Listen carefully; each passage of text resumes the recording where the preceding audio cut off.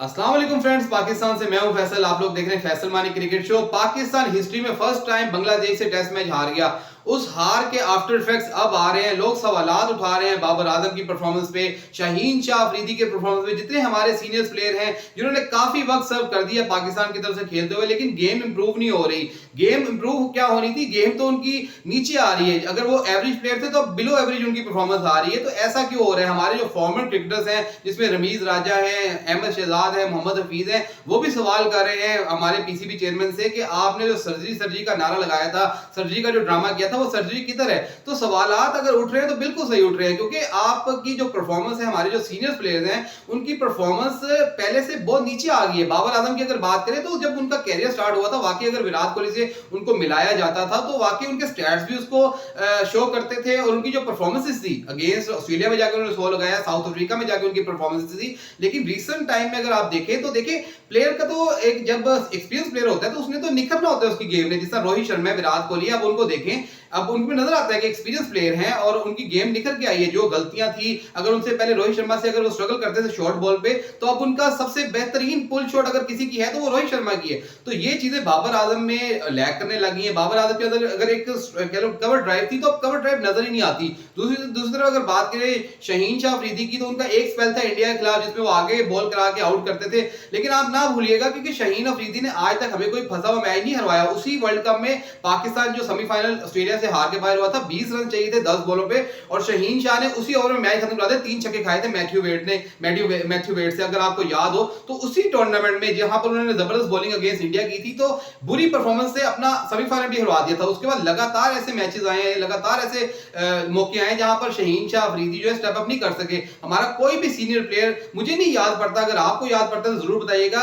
कि हमारा कोई भी ऐसा क्रिकेटर रिसेंट पास में जिसने आपको कोई फंसा हुआ मैच जितवाया हो, जहां पर आपकी टीम जो है वो ऐसी सिचुएशन में हो कि वो हार रही हो और आपका एक ऐसा प्लेयर स्टेप अप करे और आगे आए और अपनी सीनियरिटी से शो करे कि मैं एक सीनियर प्लेयर हूं और मैं मैच जितवाता हूं। मुझे नजर नहीं आता, मुझे रिसेंट पास में कोई ऐसी परफॉर्मेंस नजर नहीं आ रही जिसमें ऐसा कोई परफॉर्मेंस हुई। हाँ, पास में जरूर थी शोएब अख्तर। हमने देखा हुआ है कि शोएब अख्तर ने हमें ऐसे मैचेस जितवाए हुए जो कि हम हार चुके हुए थे। वसीम अकरम, अब्दुल रज़ाक, ये आपको याद होगा कि ऐसे ऐसे मैचेस जितवा देते होते थे। मैच विनर से, वो ट्रूली मैच विनर अगर प्लेयर थे तो वो लोग थे, और उनमें इतनी अकड़, उनमें इतनी आप कह लो कि एरोगेंस भी नहीं थी। वो अपने आप को इतना बड़ा प्लेयर समझते भी नहीं थे, परफॉर्मेंसेस भी देते थे और डाउन टू अर्थ भी थे। देखिए, पाकिस्तान क्रिकेट का अब जो मसला बन गया हुआ है कि परफॉर्मेंसेस उनकी बिलो एवरेज हो चुकी हैं। एवरेज भी नहीं बोलूंगा, बिलो एवरेजेस हो चुकी हैं। आप जिम्बाब्वे से हार चुके हैं, आप आयरलैंड से हार चुके हैं, आप अफगानिस्तान से हार चुके हैं, यूएसए से हार चुके हैं, बांग्लादेश से हार चुके हैं। तो बिलो एवरेज परफॉर्मेंस देने के बावजूद आपके जो एटीट्यूड है, आपकी जो फिटनेस लेवल है, बाबर आजम की फिटनेस लेवल पे भी सवाल उठ रहे हैं कि आपके पेट निकले हुए हैं और आप चाह रहे थे कि आपको ग्लोबल टी20 जो कनाडा में होनी थी उसके लिए एनओसी दे दी जाती।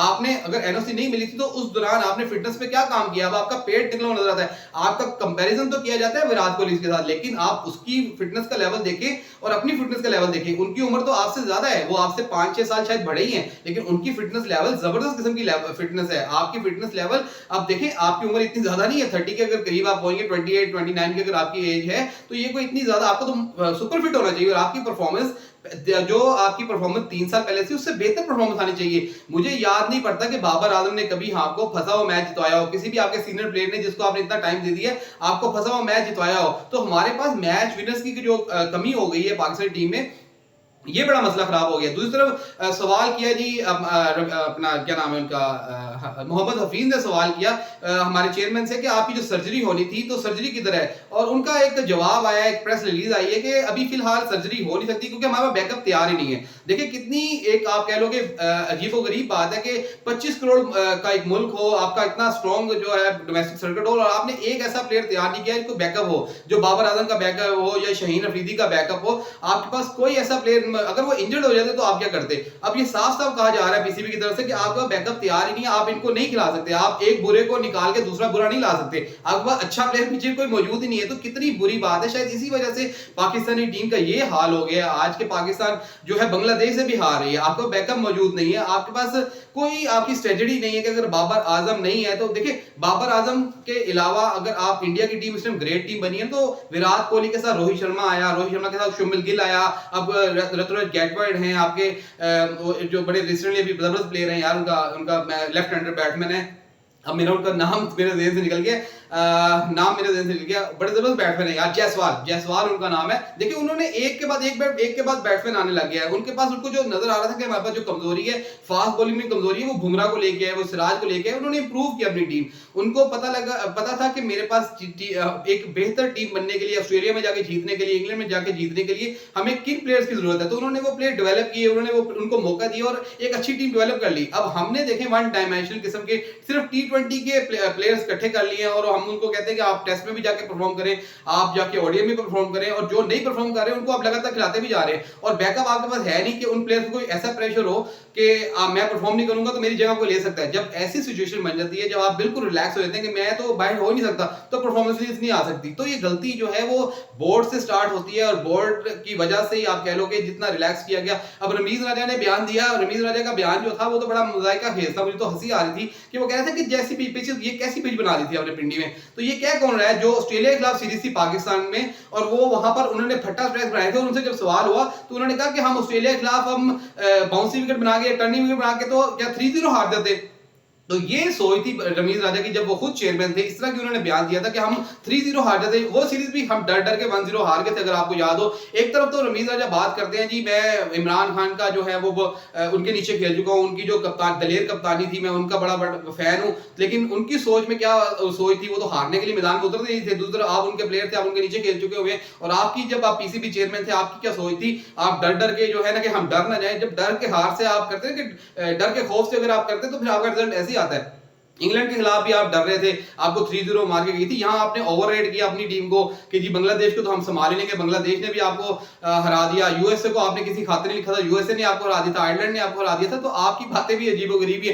अहमद शहजाद ने बहुत सवाल उठाए हैं। अहमद शहजाद हमारे फॉर्मर क्रिकेटर थे, उन्होंने बाबर आजम पे सीधी सीधी तनकीद की कि वो बाबर आजम बहुत लकी हैं। बाबर आजम से लकी कोई प्लेयर दुनिया में इस टाइम पाकिस्तान की हिस्ट्री में नहीं आया जिसको 15 इनिंग्स मिल जाए और वो स्कोर ना कर सके और उसको फिर भी खिलाया जाए। हमारे वक्त में ऐसा नहीं होता था। अहमद शहजाद ये कह कि हमें तो 2-3 इनिंग्स के बाद पीछे से वेकअप कॉल आने लग जाती थी कि भाई अगला मैच आपका आखिरी मैच हो सकता है, अगर आप परफॉर्म करोगे तो ठीक है, वरना आप बैठने के लिए बेंच में बैठने के लिए तैयार हो जाओ, टीम से ड्रॉप कर दिया जाओगे। तो बाबर आजम को तो 15 इनिंग्स हो चुकी हैं और शायद उनको 15 मजीद इनिंग पे भी आगे ड्रॉप ना किया जाए, क्योंकि उनको बहुत बड़ा नाम समझ लिया गया पाकिस्तान क्रिकेट टीम में। तो ये वाकई अगर ये बात अगर अहमद शहजाद करे तो बिल्कुल ठीक करे, मैं इसे एग्री करूंगा कि कोई प्लेयर ऐसा नहीं होना चाहिए जो कि क्रिकेट से बड़ा हो।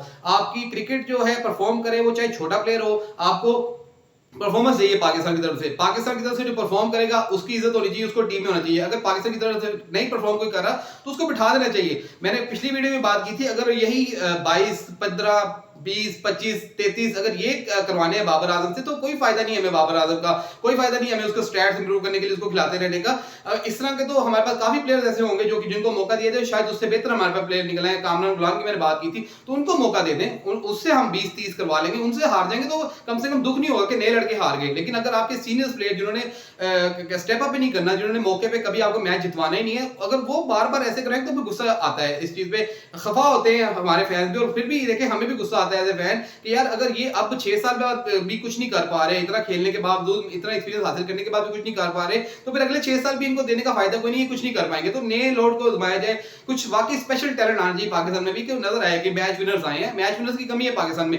आपने बना तो दिए हैं बॉक्सी द किंग, निकनेम काफी रख दिए हैं, एक किसी को कोई किसी को कुछ बोलता है, दूसरा प्लेयर किसी को कुछ बोलता है, खुश करते रहते, एक दूसरे को खुश करते रहते हैं, लेकिन परफॉर्मेंस तो उनकी इतनी अच्छी नहीं है, परफॉर्मेंस उनकी बिल्कुल बेकार है। तो पाकिस्तान टीम के अंदर जो मसले मसाइल हैं, अगर इनकी कह लो कि अब निशानदेही हो रही है तो बड़ी अच्छी बात है। और ये जो फॉर्मर क्रिकेटर्स भी बात कर रहे हैं, हालांकि अपने दौर में वो भी कुछ इतना खास नहीं करते रहे, लेकिन अब देखें जब आप क्रिकेट से हट जाते हैं, जब आप कैमरे के आगे आए थे तो बातें आपकी कुछ और होती हैं। लेकिन फिलहाल अगर वो बात करें तो बिल्कुल ठीक बात करें। अगर सीनियर प्लेयर पे अगर बात हो रही है, उनकी फिटनेस पे बात हो रही है, उनकी परफॉर्मेंस पे बात हो रही है, तो बिल्कुल ठीक हो रही है, हमें इसको सपोर्ट करना चाहिए। और देखें ये अब रिजवान ने परफॉर्मेंस अच्छी कर दी है, रिजवान को भी निकाल देते हैं इस चीज से, लेकिन शाहीन अफरीदी, बाबर आजम जिनको इतना टाइम दे चुके हैं, मजीद इनको टाइम देने की जरूरत नहीं है और मेरे हिसाब से किया नहीं जाएगा। लेकिन मेरी सजेशन यही है कि दोनों को रेस्ट कराया जाए, अगले टेस्ट मैच में बाबर आजम को रेस्ट कराया जाए। हमारे पास जो कामरान गुलाम जैसे प्लेयर है उनको आप मौका दें, उनको बोले कि शाइन करो, स्कोर करो और अपनी जगह बनाओ टीम में। अब मूव ऑन करने का टाइम है, पीछे देखने का टाइम नहीं है। अगर वीडियो अच्छी लगी है, बातें से आप अगर एग्री करते हैं तो वीडियो को लाइक करिएगा, चैनल को सब्सक्राइब करिएगा, नोटिफिकेशन घंटी जरूर बजा दिएगा, आपको नेक्स्ट वीडियो हमारी आए तो आपको नोटिफिकेशन मिल जाए। अपना बहुत ख्याल रखिएगा।